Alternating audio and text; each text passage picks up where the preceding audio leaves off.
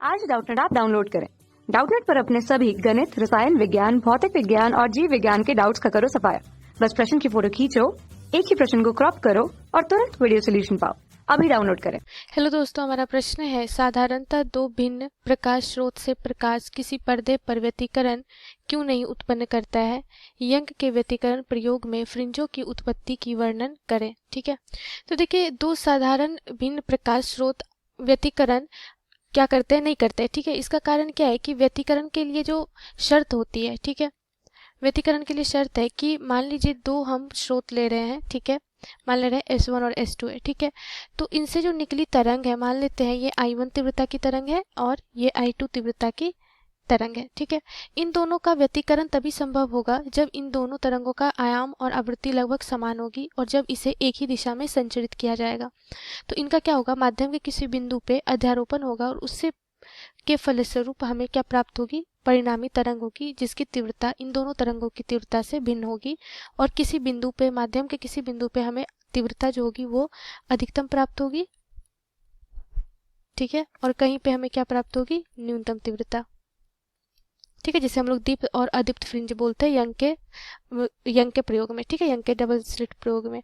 तो देखिए क्या होता है कि अगर ये दोनों तरंग व्यतिकरण कर रहे हैं तो इन दोनों स्रोत का कला संबंध होना आवश्यक है। ठीक है, कला संबंध का क्या मतलब है कि कला संबंध, ठीक है, कला संबंध होना चाहिए। इसका मतलब है कि जो आवृत्ति है, दोनों तरंगों की आवृत्ति क्या होनी चाहिए, आवृत्ति समान होनी चाहिए और दोनों तरंगों के बीच का कालांतर, जिसे हम फाई से सूचित करते हैं, वो क्या होना चाहिए, नियत होना चाहिए, अर्थात दो समय के साथ परिवर्तित नहीं होना चाहिए। ठीक है, तो दोनों स्रोत को क्या होना चाहिए, कला संबंध होना चाहिए, तभी जाके क्या होगा, इनका व्यतिकरण संभव होगा। ये एक शर्त है। ठीक है, तो जो हमारा अगर दो भिन्न प्रकाश स्रोत हम लोग उपयोग में ले रहे हैं, ठीक है, मान लीजिए कि दो भिन्न प्रकाश स्रोत है, ठीक है, तो इन दोनों से हमें व्यतिकरण फ्रिंज प्राप्त नहीं होता है क्योंकि ये जो दोनों स्रोत होते हैं, मान लीजिए S1 S2 है, ठीक है, तो ये दोनों स्रोत जो होते हैं ये पृथक स्रोत होते हैं। ठीक है, पृथक स्रोत होता है, ये कला संबंध नहीं होते हैं,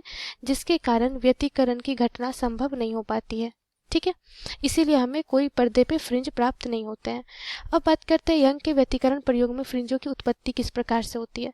तो देखिए यंग की ये प्रायोगिक व्यवस्था है जिसमें S प्रकाश स्रोत है, जिससे, और ये S1 और S2 क्या है, दो स्लिट है और इन दोनों के बीच की दूरी क्या है, स्मॉल d से हम सूचित कर रहे हैं। ठीक है, और ये पर्दा है जहाँ पे हमें क्या प्राप्त होगा, व्यतिकरण प्रतिरूप प्राप्त होगा और स्लिट से पर्दे के बीच की दूरी हमने कैपिटल D से सूचित की है। ठीक है, तो जब क्या होता है कि जब दो तरंग का इस छिद्र से जब जाता है तो इनका व्यतिकरण होता है और हमें एक पी फ्रिंज प्राप्त होती है जो क्या होती है, दीप्त फ्रिंज होती है। ठीक है, और ये हमारा क्या होता है, केंद्रीय दीप्त फ्रिंज होता है, केंद्रीय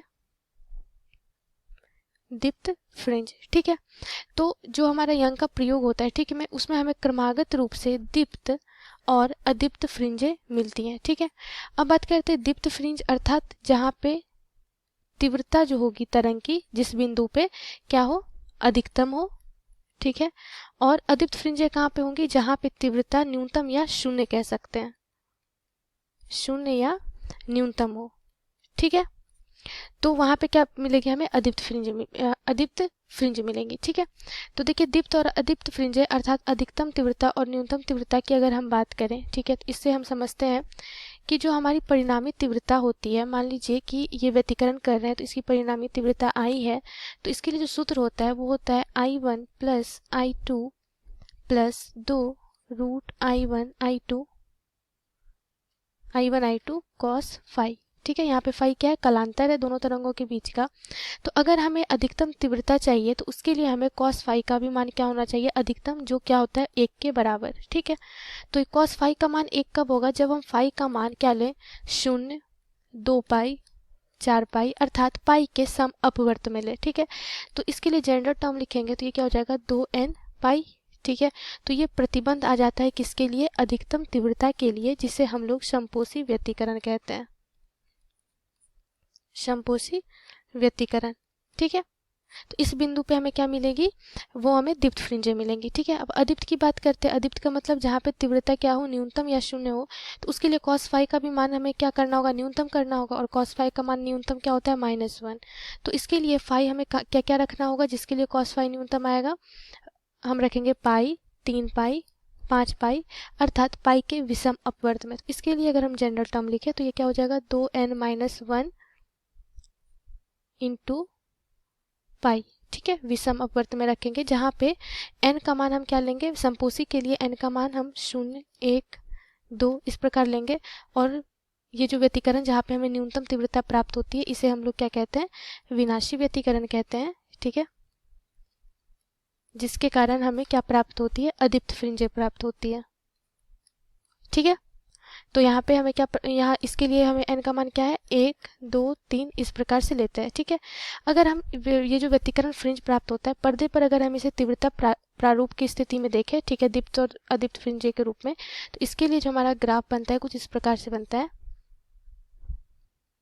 अधिकतम तीव्रता हमें प्राप्त होती है 4i पे, I0 हम मान सकते हैं, ठीक है, इस प्रकार से ये हमें, और जो दीप्त फ्रिंजे होती है उसके लिए तीव्रता हमें क्या प्राप्त होती है, पर्दे पे समान रूप से प्राप्त होती है, ठीक है, कुछ इस प्रकार से। तो देखिए यहाँ पे ये क्या है, अधिकतम तीव्रता है, 4i0 से सूचित करते हैं। ये हमारा क्या है, दो क्रमागत अदीप्त फ्रिंज है, और इसके बीच की जो दूरी होती है वही क्या होती है, फ्रिंज की चौड़ाई होती है, जिसे हम लोग क्या करते हैं, बीटा से सूचित करते हैं, ठीक है। तो देखिए यहाँ पे हमें अदीप्त फ्रिंज मिल रहा है, तो पहला ये हमारा क्या हो जाएगा, पाई, दूसरे अदीप्त के लिए क्या हो जाएगा, 3 पाई, इस प्रकार से ये होगा, ठीक है, माइनस पाई, माइनस 3 पाई। और ये हमारा दीप्त है, तो ये हमें कहाँ प्राप्त होगा, ये हमें प्राप्त होगा 0, 2 पाई, 4 पाई, इस तरह से हमें प्राप्त होगा, ठीक है। तो ये होता है व्यतिकरण प्रतिरूप, हमें पर्दे पे प्राप्त होता है यंग के द्विस्लिट प्रयोग में। धन्यवाद। कक्षा 6 से 12वीं से लेकर नीट, IIT, JEE वो एडवांस के लेवल तक 1 करोड़ से ज्यादा छात्रों का भरोसा। आज ही डाउनलोड करें डाउटनेट ऐप या व्हाट्सएप करें अपने सारे डाउट्स 8400 400 400 पर।